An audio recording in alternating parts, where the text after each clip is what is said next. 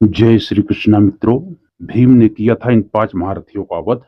पांडु के 5 पुत्र में से दूसरे पुत्र का नाम भीम था, जिन्हें भीमसेन भी कहते थे। कहते हैं कि भीम में 10,000 हाथियों का बल था और वह गदा युद्ध में पारंगत था।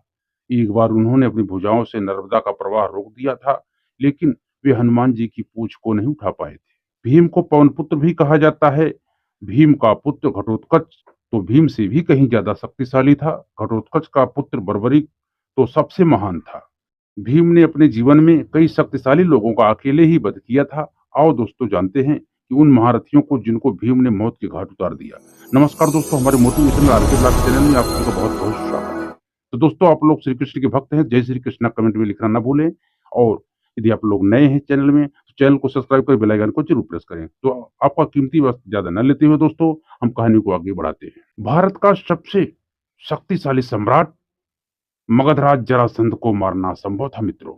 वह कंस का ससुर था। उसे वरदान था कि उसके कोई भी 2 टुकड़े कर दे तो भी वह फिर से जुड़ जाता था। भीम और जरासंध का अखाड़े में भयंकर मल्ल युद्ध हुआ मित्रों। भीम ने उसके कई बार 2 टुकड़े कर दिए, लेकिन वह फिर से जुड़ जाता। भीम लड़ते लड़ते थक गया था। 14वें दिन श्री कृष्ण ने एक तिनके को बीच से तोड़ करके उसके दोनों भाग को विपरीत दिशा में फेंक दिया। भीम श्री कृष्ण का यह इशारा समझ गए और उन्होंने वही किया। उन्होंने जरासंध को 2 फाड़कर उसके एक फाड़ को दूसरी ओर और दूसरे फाड़ को दूसरी तरफ विपरीत दिशा में फेंक दिया। इस तरह जरासंध का अंत हुआ मित्रों, क्योंकि विपरीत दिशा में फेंके जाने से दोनों टुकड़े जुड़ नहीं पाए। अब दूसरा कौन था दोस्तों, हम बताते हैं, जिसको महाबली भीम ने मारा। दूसरा था दोस्तों हिडिंब। एक रात पांचों पांडव जंगल में सो रहे थे। जंगल में राक्षस हिडिंब का आतंक था। उसकी पुत्री हिडिंबा से उसने कहा कि मेरे लिए किसी मनुष्य का गोश्त लाओ। हिडिंबा जंगल में गई तो उसने भीम को देखा। भीम को देखकर वो मोहित हो गई और मन ही मन उससे विवाह करने का सोचने लगी। वह भेष बदलकर भीम के समक्ष प्रस्तुत हो गई और तभी वहां हिडिंबा आ धमका। उसने हिडिंबा से कहा कि क्या अकेले ही इस हष्ट-पुष्ट मानव को खाना चाहती है क्या? हिडिंबा ने भीम पर हमला कर दिया। फिर भीम और हिडिंब में भयानक युद्ध हुआ। अंत में हिडिंब मारा गया। फिर हिडिंबा के बहुत निवेदन करने के बाद कुंती ने उसका विवाह भीम से कर दिया। अब तीसरा था दोस्तों कीचक। भीम ने मत्स्य वंश के राजा कीचक का वध किया, क्योंकि उसने द्रौपदी के साथ दुर्व्यवहार किया था।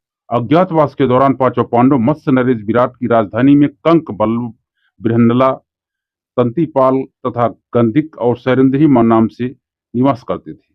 वहां राजा विराट का साला कीचक अपनी बहन सुदेशना से भेंट करने आया।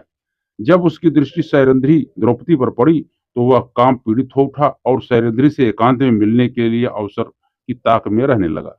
तब बात द्रौपदी ने भीम से बताई। तो भीम, जो बल्लभ नाम का रसोइया बना था दोस्तों, वह जो है कीचक को अर्धरात्रि में नृत्यशाला में मिलने को संदेश दे दिया और नृत्यशाला में तुम्हारे स्थान पर मैं जाकर उसका वध कर दूंगा। भीम ने ऐसा ही किया।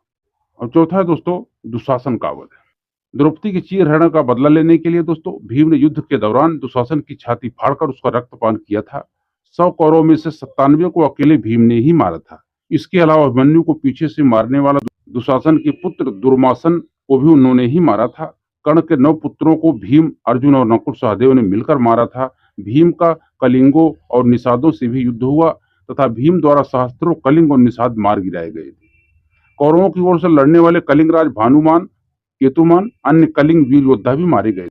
अब पांचवा योद्धा जो महत्वपूर्ण है दोस्तों, आप लोग कहीं मत जाइए, वीडियो अंत तक जरूर देखें। पांचवा योद्धा कौन था दोस्तों? युद्ध के बाद दुर्योधन कहीं जाकर छुप गया था। पांडवों ने उसे खोज लिया। तब भीम और दुर्योधन का गदा युद्ध हुआ। उस युद्ध को देखने के लिए बलराम भी उपस्थित थे।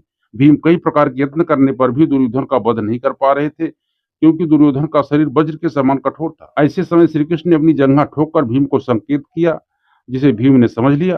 तब भीम ने दुर्योधन की जंघा पर प्रहार किया और अंत में उसकी जंघा उखाड़ कर फेंक दी दोस्तों। वह खून में लथपथ होकर रणभूमि पर गिर पड़ा था। बाद में दुर्योधन की मृत्यु हुई। तो दोस्तों, ये ऐसे 5 वीर योद्धा थे जो महाबली थे, जो महाबलवान, महापराक्रमी और अजेय योद्धा थे। इन सबको धूल धूसरित करके भीम ने विजय पताका फहराया।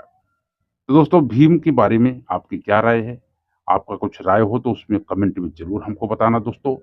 और ऐसा ही इंफॉर्मेटिव वीडियो और अपने शास्त्र पुराण के बारे में जानकारी पाने के लिए हमारे चैनल से आप लोग जुड़े रहें तो आपको हमेशा ये मिलता रहेगा।